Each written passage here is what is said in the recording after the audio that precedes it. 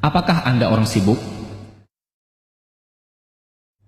Ada seorang ulama berguru kepada seorang ulama.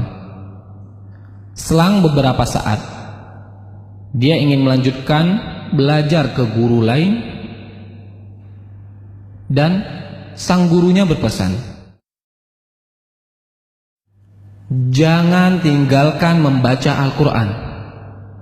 Semakin banyak baca Al-Quran, urusanmu semakin mudah. Dan muridnya pun melakukan. Dia membaca Al-Quran 3 juz per hari. Sampai dengan 10 juz per hari. Dan urusannya pun semakin mudah. Allah yang mengurus semua urusannya. Waktu pun semakin berkah. Kemudian, apa yang dimaksud dengan berkahnya waktu? Bisa melakukan banyak hal dalam waktu sedikit, itulah berkah Al-Quran.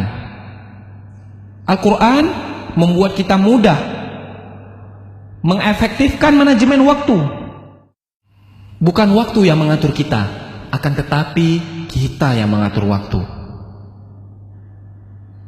Padahal teorinya, orang yang membaca Al-Quran menghabiskan banyak waktu,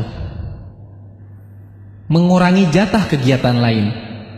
Tapi Allah yang membuat itu semua menjadi berkah, hingga menjadi begitu efektif. Hidup pun efektif.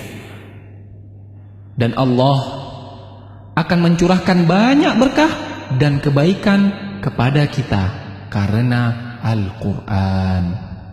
Dan Allah akan mencurahkan banyak keberkahan dan kebaikan kepada kita karena Al-Quran.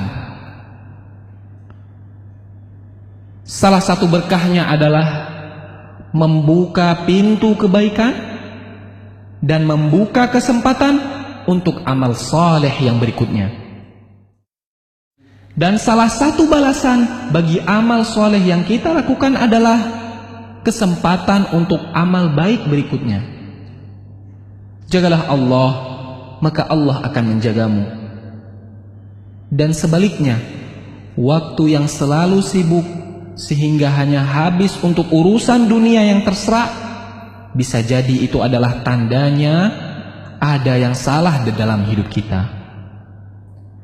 Barang siapa yang bangun di pagi hari dan hanya dunia yang dipikirkannya, sehingga seolah-olah ia tidak melihat hak Allah dalam dirinya, maka Allah akan menanamkan 4 macam penyakit padanya.